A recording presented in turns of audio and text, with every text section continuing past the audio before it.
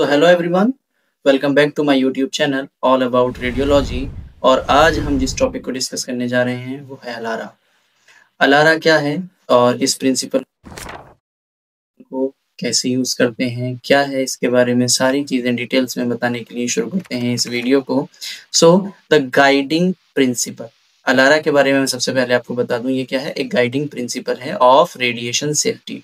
क्योंकि जब भी हम रेडियोलॉजी की बात करते हैं तो दैट मीन्स हम रेडिएशन की बात करते हैं, और रेडिएशन है तो मतलब रेडिएशन के बायोलॉजिकल इफेक्ट्स हैं, जो मैं अपने पिछले लेक्चर्स में बात कर चुका हूँ।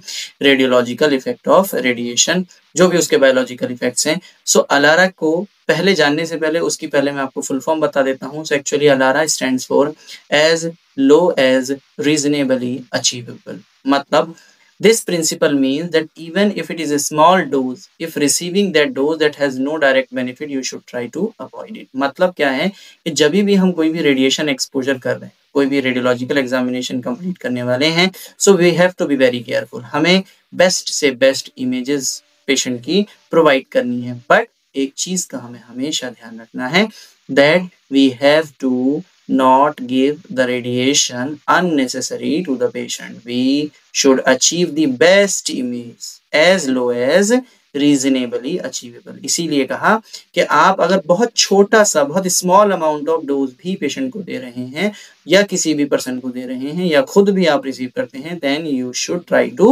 avoid it।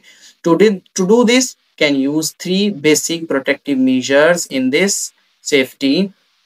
First is time, second is distance and third one is shielding. तो डिस्कस करते हैं ये तीनों जो पॉइंट्स हैं, ये जो प्रिंसिपल्स हैं अलारा के, ये तीनों क्या है, किस इस तरह से हम किस पेशेंट को या अपने एक इंडिविजुअल को रेडिएशन से सेफ कर सकते हैं। सो सबसे पहला है effect of time, distance and shielding. क्या डिस्टेंस हो सकता है, ये क्या है।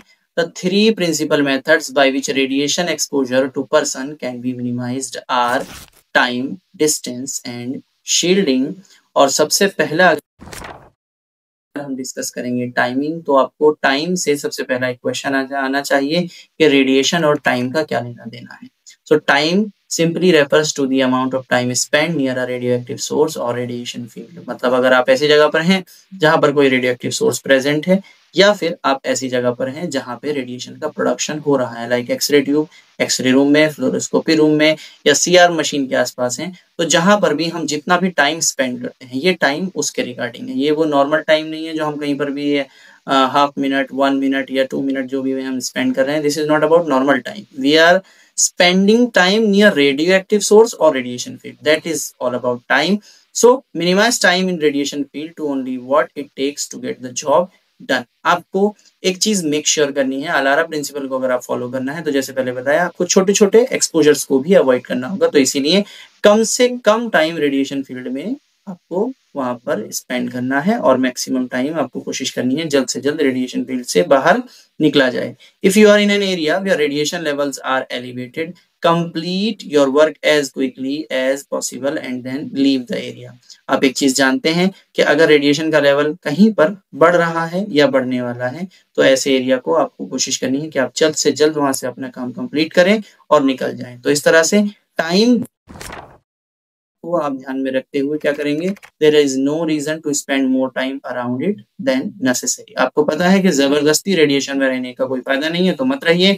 Minimise the time of exposure on patient as well. और आपको ये भी ध्यान रखना है कि सिर्फ खुद की सेफ्टी नहीं है, खुद अपने फैमिली मेंबर, फ्रेंड्स की सेफ्टी नहीं है, यहाँ पर जो पेशेंट जिसको हम एक्सपोजर देने वाले हैं उसकी सेफ्टी की भी बात हो रही है कि आपको बहुत लंबे टाइम तक एक्सपोजर नहीं देना है। ऐसे पेशेंट जिनके लिए आप रेडिएशन एक्सपोजर दे रहे हैं और जहां पर 1 सेकंड में आप एक्सपोजर दे सकते थे, वहां पर आप 5 सेकंड तक के लिए एक्सपोजर दे रहे हैं, that means you are breaking the rule of ALARA.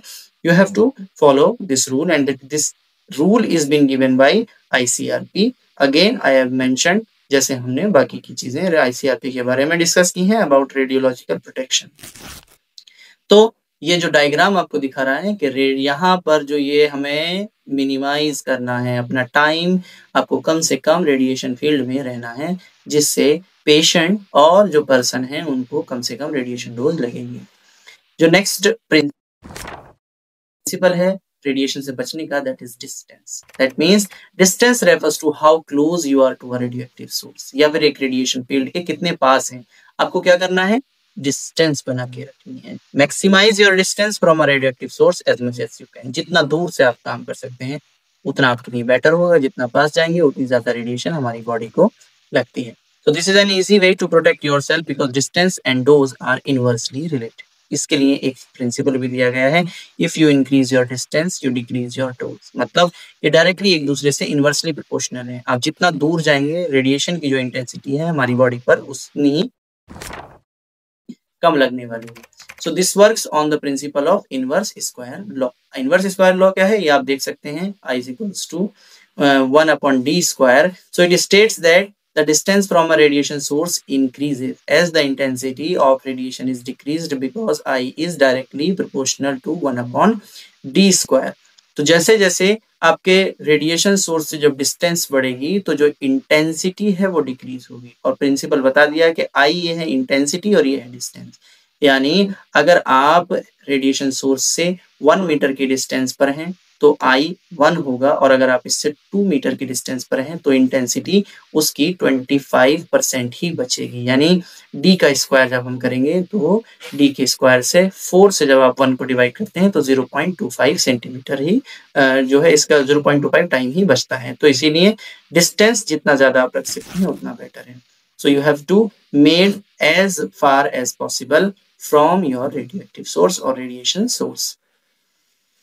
So next one is shielding. मतलब रेडिएशन से बचने के लिए कुछ तो हमें और भी सोर्सेज देखने होंगे। सिर्फ टाइम को कम करना और दूरी बनाना काफी नहीं होगा, क्योंकि अब फिर भी कितना भी कम टाइम और कितनी भी दूरी से काम करें, आपको अगर खुद को प्रोटेक्ट नहीं किए तो फिर भी रेडिएशन लगती रहेगी। सो इसी के लिए to shield patient and workers from a radiation source need to put something between human and the radiation source. कुछ तो बीच में बैरियर लगाना होगा। जैसे हम अपने आप को धूप से बचाने के लिए एक शेड लगा लेते हैं, या फिर बारिश से बचाने के लिए हम अम्ब्रेला या फिर जो रेनकोट होता है वो यूज करते हैं so that we can protect ourselves. वैसे ही रेडिएशन से बचने के लिए भी कोई प्रोटेक्शन चाहिए। So the most effective shielding will depend on what kind of radiation the source is emitting. और किसके लिए डिपेंड करता है कि आप किस टाइप की रेडिएशन से इफेक्ट हो रहे हैं, वैसी ही शील्डिंग लगाई जाएगी। Some radionuclide emit more than one kind of radiation like alpha, beta, gamma, और हो सकता है आप ऐसी जगह पर रेडिएशन में हो जहां पर एक्सरेज भी हो सकती हैं। तो अलग अलग टाइप की रेडिएशन है। We need different type of protection from every single type of your type of radiation. So for X and gamma rays radiation, lead shielding is used as it has a high atomic number and work as an absorber for X-ray beam और gamma rays. तो अगर आप बहुत high intensity की radiation यानी X-rays और gamma rays में काम कर रहे हैं तो वहां पर हमें जो शील्डिंग चाहिए वो है लेड, क्योंकि ये हाई एटॉमिक मटेरियल होता है और ये रेडिएशन को यानी एक्सरेज और गामा रेज जो कि high type of ionising radiation है इनको बहुत अच्छे से एब्जॉर्ब कर लेता है।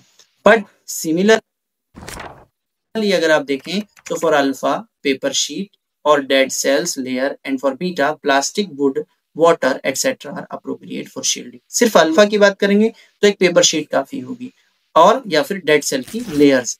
बट अगर हम बीटा और प्लास्टिक की बात करेंगे तो बीटा की बात करेंगे तो उसके लिए प्लास्टिक या वुड या वाटर भी अगर हम बीच में लगा देंगे तो वो रेडिएशन पेशेंट की बॉडी तक या पर्सन की बॉडी तक नहीं पहुंचेगा। तो ये रेडिएशन और बीच में हमने एक बैरियर लगा दिया है, तो फिर हम कम से कम टाइम, ज्यादा से ज्यादा डिस्टेंस और बीच में शील्डिंग लगाकर खुद को रेडिएशन से प्रोटेक्ट कर सकते हैं। So thank you so much for watching my YouTube channel all about radiology. For more videos, do subscribe, share, like and comments. सभी के साथ शेयर करना ना भूलें। जितना आप ज़्यादा शेयर करेंगे उतना ही ज़्यादा हमारे इस वीडियोस को लोगों तक पहुंचाया जा सकता है ताकि वो रेडिएशन से खुद को प्रोटेक्ट कर सकें। तो thank you so much, have a good day, thank you.